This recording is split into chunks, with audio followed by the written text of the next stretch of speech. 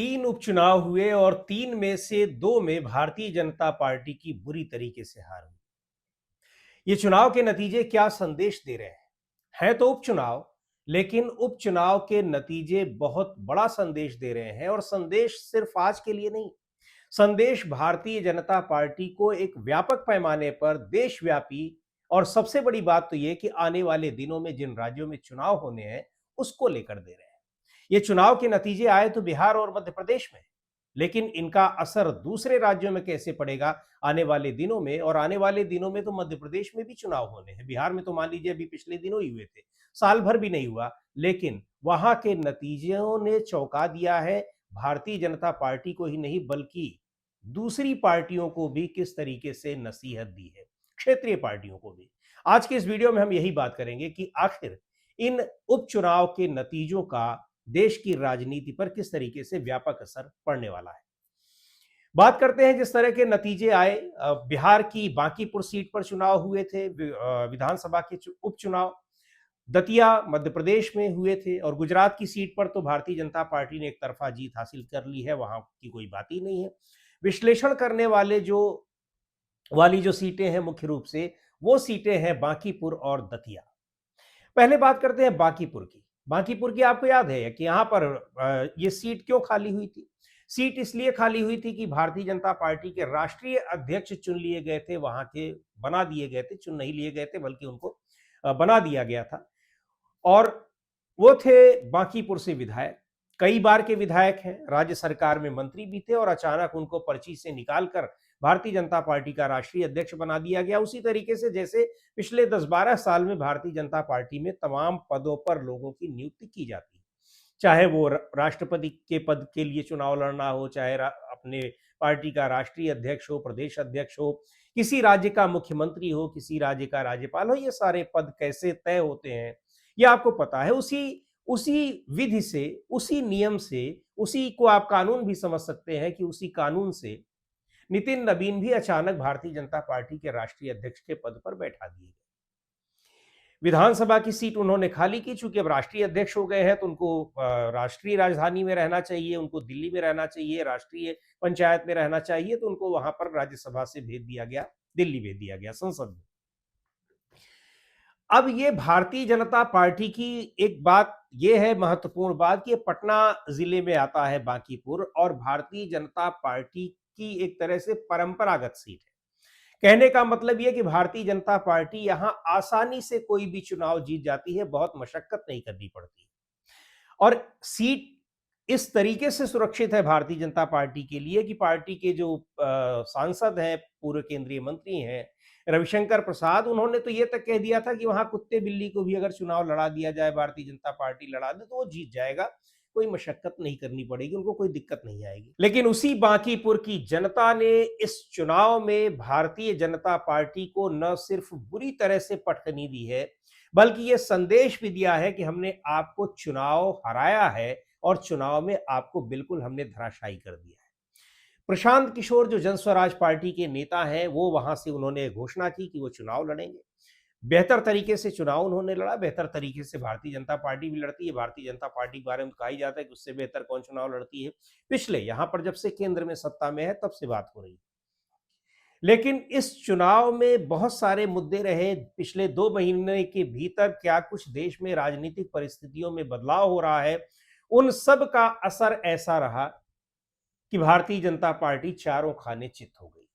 बुरी हार हुई उसकी, और हार इस कदर हुई कि नितिन नबीन जो पार्टी के राष्ट्रीय अध्यक्ष हैं, उस सीट से अभी कुछ दिनों पहले तक विधायक थे, बड़ा पद देकर उनको भारतीय जनता पार्टी ने भेज दिया है दिल्ली में, राज्यसभा के सदस्य बना दिए गए हैं, लेकिन उनके अपने बूथ पर भी भारतीय जनता पार्टी हार गई। सीधा सीधा संदेश है कि आप चौकन्ने हो जाइए। अब इसके पीछे कारण क्या बताए जा रहे हैं? देखिए, कारण यहां पर अभी हम केवल बिहार के कारणों की बात करेंगे। बहुत सारी चीजें हैं। अभी मुश्किल से 8-9 महीने हुए हैं जब विधानसभा चुनाव हुए। विधानसभा चुनाव में सीधे सीधे नीतीश कुमार के नाम पर वोट मांगा गया। आपको पता है, बहुत सारे वीडियो हमने ग्राउंड रिपोर्ट में भी उस वक्त बनाए थे कि किस तरीके से भारतीय जनता पार्टी उनके नाम पर तो वोट ले रही है, लेकिन अगर जीतती है तो जीतने के बाद भी नीतीश कुमार को मजबूरन कुछ दिनों तक तो मुख्यमंत्री बनाए रखेगी, लेकिन उसके बाद भारतीय जनता पार्टी अपना मुख्यमंत्री वहां पर ले आएगी। वही किया। 6 महीने के भीतर ही नीतीश कुमार को वहां से चलता कर दिया गया। नीतीश कुमार मुख्यमंत्री पद छोड़कर राज्यसभा पहुंच गए और वहां बना किसको दिया? सम्राट चौधरी को उन्होंने अपना, बीजेपी ने अपना मुख्यमंत्री बना दिया गया। अब सम्राट चौधरी कई पार्टियों से होते हुए पहले आरजेडी में थे, उनके पिताजी भी थे यानी लालू यादव की पार्टी में, वहां से होते हुए वो भारतीय जनता पार्टी में आए। उनको अचानक इतना बड़ा पद, पहले डिप्टी सीएम बनाया गया नीतीश मंत्रिमंडल में, उसके बाद उनको वहां पर बना दिया गया, मुख्यमंत्री बना दिया गया।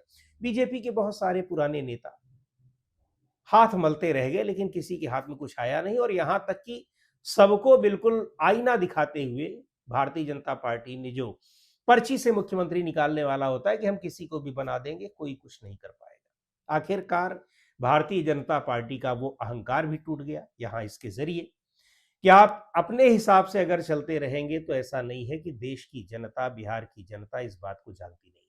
उसने भी कहा है आप आइए और आपको बेहतर तरीके से हम चुनाव में नतीजे दे देते हैं।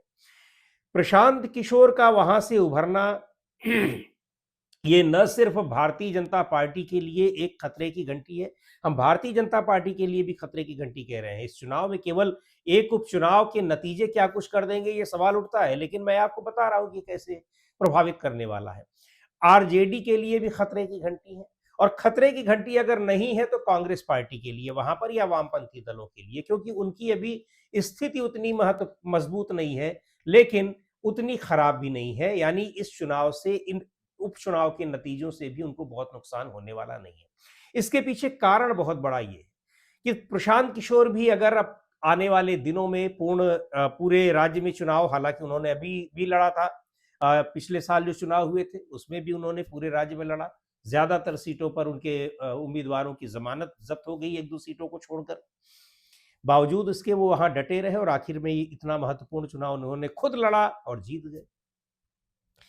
ये उस जेन जी की नाराजगी, उसका गुस्सा, उसका रिफ्लेक्शन सीधे तौर पर यहां पर दिखाई पड़ा है, जो जंतर मंतर से लेकर, पटना से लेकर और सीवान से लेकर, यानी पूरे बिहार, पश्चिम बंगाल, उत्तर प्रदेश, मध्य प्रदेश, कर्नाटक, जितने भी राज्य हैं वहां पर जो जेन जी की आवाज सुनाई पड़ी है, उस आवाज का एक पॉलिटिकल रिफ्लेक्शन वहां पर सीधे तौर पर दिखाई पड़ा, वहां भी और दतिया में भी, वहां भी अभी आते हैं।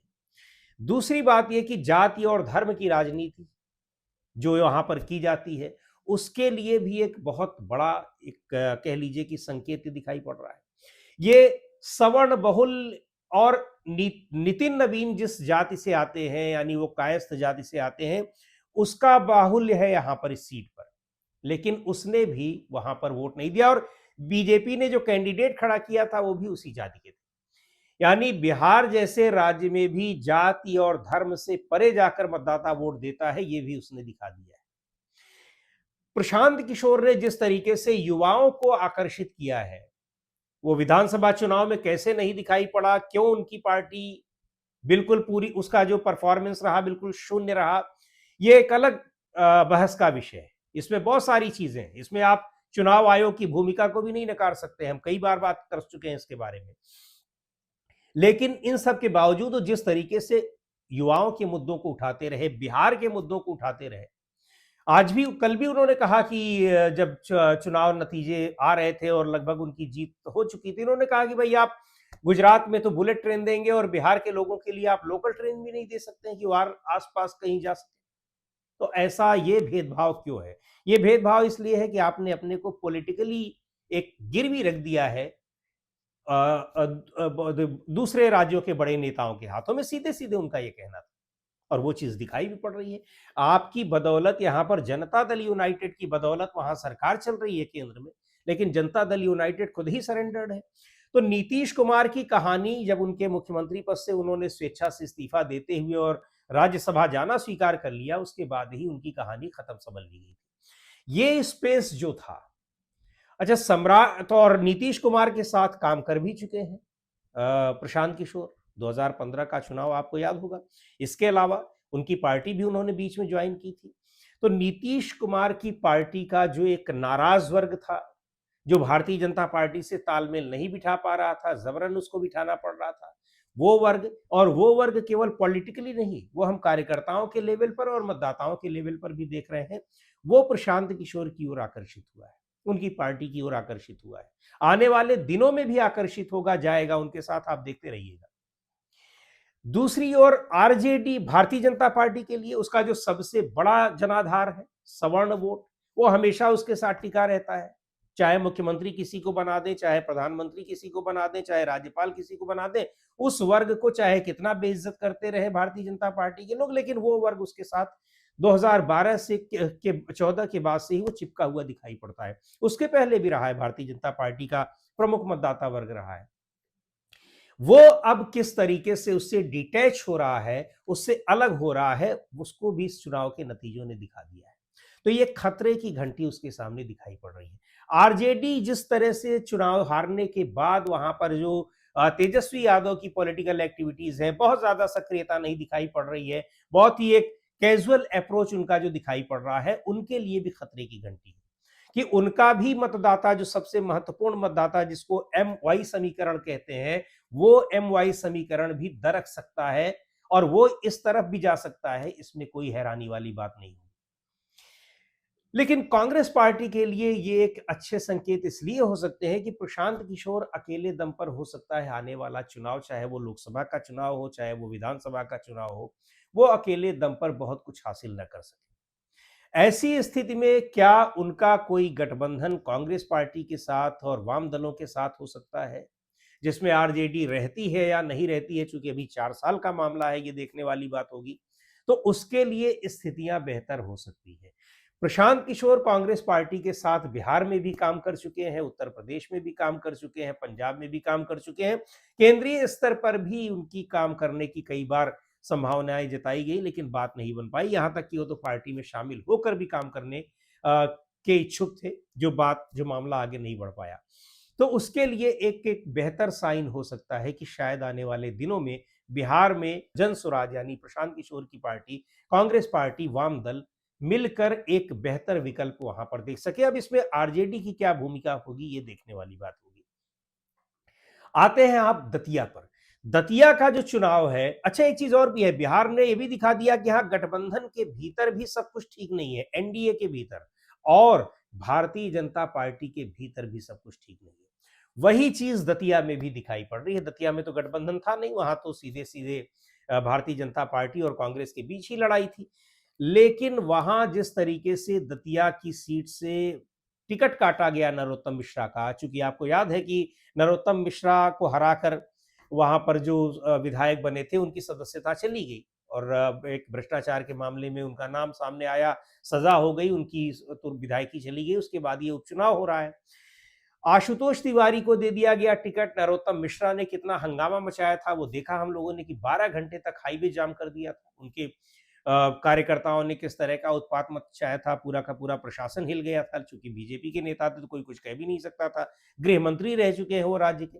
लेकिन उन्होंने जो कुछ दिखाया वो साफ साबित था। उसी समय ये पता लग गया कि भारतीय जनता पार्टी के लिए स्थितियां बड़ी मुश्किल है। अब ये सीधे सीधे प्रशासन बिल्कुल उतर आए कि हमको जिताना ही है, और ये भी कोई हैरानी की बात नहीं थी। तभी ये संभव था कि वो जिता पाते, अदरवाइज ये स्थितियां उसी समय बन गई थी। आए, साथ में प्रचार किया उन्होंने, मोहन यादव के साथ, मुख्यमंत्री मोहन यादव के साथ गए, ये सारी बातें हैं। लेकिन ये स्थिति स्पष्ट हो गई थी कि वो उनकी कितनी दिलचस्पी वहां पर है भारतीय जनता पार्टी को दिखाने में, ये साफ दिखाई पड़ रहा था। ये सीट कांग्रेस के उम्मीदवार के छोड़ने से भले खाली हुई थी, लेकिन दतिया सीट ये भी भारतीय जनता पार्टी का गढ़ जैसी सीट है। ये यहां भी नरोत्तम मिश्रा कई बार से विधायक रहे हैं, बीजेपी का बड़ा मजबूत गढ़ है और नरोत्तम मिश्रा के खिलाफ काफी कुछ माहौल था, इसलिए पिछले विधानसभा चुनाव में वो हार गए थे। लेकिन अभी फिर अपने को वो मजबूत कर रहे थे, उनको लगा कि उनको टिकट मिलेगा, लेकिन नहीं मिला और आखिरकार वहां पर नतीजा ये हुआ कि घनश्याम सिंह जो कांग्रेस पार्टी के उम्मीदवार हैं, जीत गए। अब मध्य प्रदेश में भी इसका मतलब कि भारतीय जनता पार्टी के भीतर बिल्कुल दो फाड़ वाली स्थिति दिखाई पड़ रही है। और दो फाड़ क्या, वहां कई फाड़ दिखाई पड़ रहे हैं, चूंकि अचानक पर्ची से निकालकर मोहन यादव को बना देना और मोहन यादव के भ्रष्टाचार के खुलासे पिछले दिनों जिस तरह से हुए हैं कि पूरा उज्जैन जैसी धार्मिक नगरी में सारी जमीनें ही अपने परिवार के नाम कर दे रहे हैं, वो उसको लेकर सरकार ने, केंद्र सरकार ने कोई एक्शन नहीं लिया, कोई बात नहीं हुई, तो बड़ी नाराजगी वहां पर बीजेपी के कार्यकर्ताओं में, बीजेपी के लोगों में भी है, स्पष्ट तौर पर दिखाई पड़ रहा है। नरेंद्र सिंह तोमर एक और फ्रंट वहां पर है, वो भी सबको पता है, वो भी मुख्यमंत्री के दावेदार थे। तो और नरोत्तम मिश्रा की वजह से यहां भी वही वोट बैंक काम कर रहा है, फॉरवर्ड क्लास का, जिसको हमने देखा बिहार में, और जेन जी के माध्यम से जो बिल्कुल दिखाई पड़ रहा था कि अब वो बीजेपी के खिलाफ किस तरीके से सामने आ रहा है और बिल्कुल मुखर होकर आ रहा है। ये सारी चीजें भारतीय जनता पार्टी के लिए बहुत, एक कह लीजिए कि खतरे की घंटी है। और इसलिए खतरे की घंटी है कि जो सब्जबाग दिखाए हुए थे भारतीय जनता पार्टी ने, वो कैसे ध्वस्त होते जा रहे हैं। लोगों को लग रहा है कि उनके सारे सपनों पर, अरमानों पर, सारे सपने दिखाकर और कैसे उन पर पानी फेरा जा रहा है। पानी फेरने के अलावा उसको बड़ी हेठी के साथ, बहुत ही बेरहमी के साथ उसको उस चीज को जस्टिफाई भी किया जा रहा है। चढ़ावा चोरी का मामला हो और चाहे जंतर मंतर पर प्रदर्शनकारियों पर हमला हो, उन सारी चीजों ने बीजेपी को और भी ज्यादा नुकसान पहुंचाया है। तो ये दोनों उपचुनाव, दोनों विधानसभा सीटों के उपचुनाव जो अलग अलग राज्यों में हुए हैं, बहुत बड़ा मैसेज भारतीय जनता पार्टी के लिए दे रहे हैं। और महत्वपूर्ण इसलिए भी हो जाते हैं कि भारतीय जनता पार्टी किस कदर इस समय घिरी हुई है, ये साफ दिखाई पड़ रहा है कि गृह मंत्री अमित शाह और प्रधानमंत्री नरेंद्र मोदी संसद में आने की हिम्मत नहीं जुटा पा रहे हैं। देखते हैं असर और कितना होता है और क्या कुछ दिखाई पड़ता है। आज के वीडियो में इतना ही। अगले वीडियो में फिर मिलेंगे एक नए विषय के साथ, एक नए मुद्दे के साथ। द ग्राउंड रिपोर्ट के यूट्यूब चैनल को आपने अब तक सब्सक्राइब न किया हो तो जरूर कर लें। हमारे वीडियोस को लाइक करें, शेयर करें और अपने सुझाव भी हमें जरूर भेजें।